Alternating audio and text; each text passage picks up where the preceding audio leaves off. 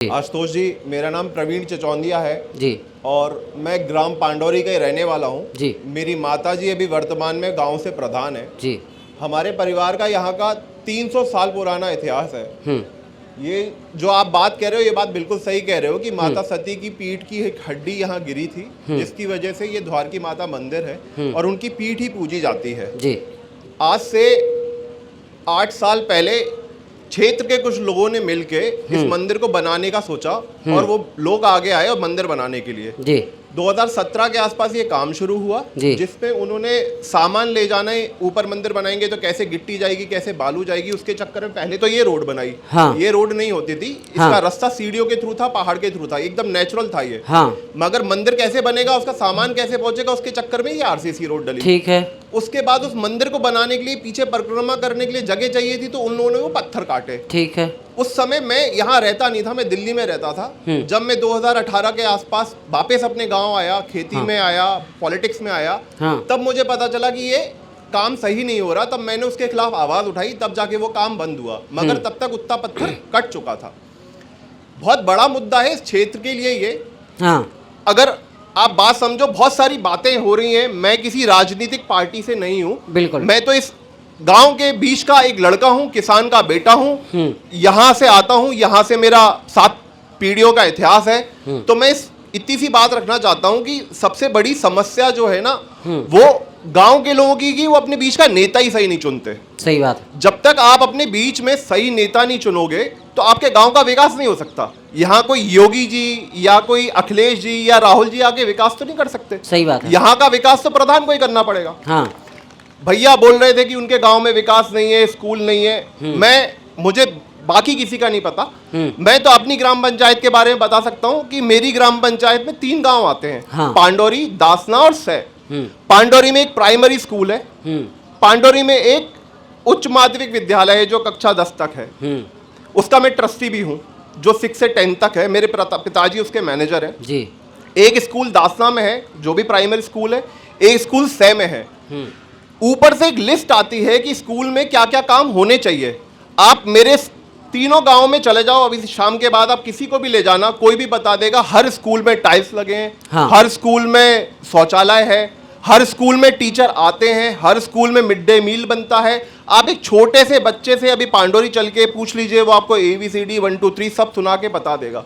इसका मतलब है पढ़ाई हो रही है। बिल्कुल। तभी वो हमारे स्कूल में आ रहा है, और हमारे स्कूल में जब वो 6th में आ रहा है तो 10th में पास करके भी बाहर जा रहा है जी। बात बेसिक्स की है। ये बेसिक हमें शायद और बहुत साल पहले मिलने चाहिए थे। 75 साल से ज्यादा हो गए देश को आजाद हुए, आज हम बैठ के शिक्षा, पानी और स्वास्थ्य की बात कर रहे हैं। हाँ। 75 साल बाद जागे लोग, और आज भी उसी बेसिक की बात कर रहे हैं। भैया, पांडौरी में इतनी बड़ी गढ़ी थी, आज भी पुराना घर है, पानी आज तक नहीं है।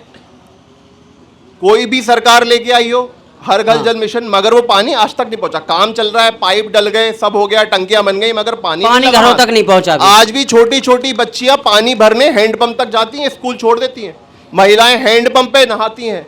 तो ये एक ऐसी चीज है जो हमें सोचनी चाहिए। सरकार सोच रही है, मैं ये नहीं कह रहा कि सरकार नहीं सोच रही, काम नहीं हो रहा, काम हो रहा है। लोग ऐसे होने चाहिए जो अपने क्षेत्र की बात को आगे रख पाए और विकास का कुछ जरिया हो पाए। अब जो बात बुंदेलखंड की है, वो बड़ी बात है। वो होनी इसलिए जरूरी है कि जब तक क्षेत्र छोटा नहीं होगा, उसका विकास नहीं हो सकता। हाँ। जैसे एक उदाहरण के लिए मैं आपको बात कहूं तो ये यूपी का आखिरी गांव है, इसके बाद MP लग जाता है नदी को। जैसे ही आप पार करोगे भांडेर लग जाएगा। हाँ। अब आप सोचो, कानपुर की तरफ से जितने भी लोग पीताम्बरा माई के शनिवार को दर्शन करने जाते हैं, वो सारा व्यक्ति भांडेर होके ही जाता है, पांडौरी होके ही जाता है। बिल्कुल। इस रोड को, इस नदी को पार करने के बाद भांडेर निकलना मुश्किल हो जाता है। तो ये एक ऐसा मुद्दा है जिसपे दोनों तरफ के लोगों को मिलकर चर्चा करनी चाहिए और एक रोड बननी चाहिए। वो कहीं से भी बने, नदी पार करके आदमी भांडेर तक पहुंच जाए।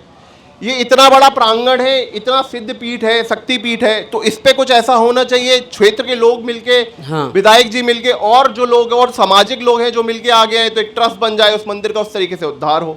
तो वो सब चीजें नहीं होंगी, वो जो हो रही हैं, वो नहीं होंगी जब तक। उसमें फिर एक आदमी को पार्टी नहीं बनना पड़ेगा, पूरा ट्रस्ट साथ रहेगा जी। वही मैं कह रहा था जी। और जो छोटे छोटे मुद्दे हैं ना, वो बीच से ही निकलते हैं, लोगों के बीच से निकलते हैं। हाँ। बाकी जो लोग बड़े स्तर पे बैठे हैं, उन तक अगर आपके बीच का प्रतिनिधि बात आगे लेके नहीं जाएगा। हाँ। जैसे मैं सभा के सामने भी सपा में जो लोग थे उनसे जो चीज मांगती थी तो गांव तक आ जाती थी, ऐसा नहीं है कि नहीं आती थी। हाँ। बीजेपी के कार्यकाल में उनसे भी जो बोलते हैं, विधायक जी से बोलते हैं, अभी हमारे गांव में रोड दिए, मेन रोड दिए, आसपास के क्षेत्र के लोगों को रोड दिए, लाइट की व्यवस्था में गड़बड़ी थी तो उनको बोला तो पूरी लाइन चेंज हुई है। पहले लाइट जरूर 4-5 घंटे आती थी, आज 17-18 घंटे आती है, मगर आती है क्योंकि लाइट की लाइन की ही व्यवस्था सही नहीं थी। तो मेरे को लगता है विकास जो है वो एक निरंतर प्रोसेस है, वो कभी खत्म नहीं होता। हम भी 5 साल में जो काम कर लेंगे हमें भी लगेगा बहुत काम और रह गया, हमें 10 साल और मिल जाए हम और काम कर लें, क्योंकि विकास कभी खत्म नहीं हो सकता, वो कंटिन्यू प्रोसेस है।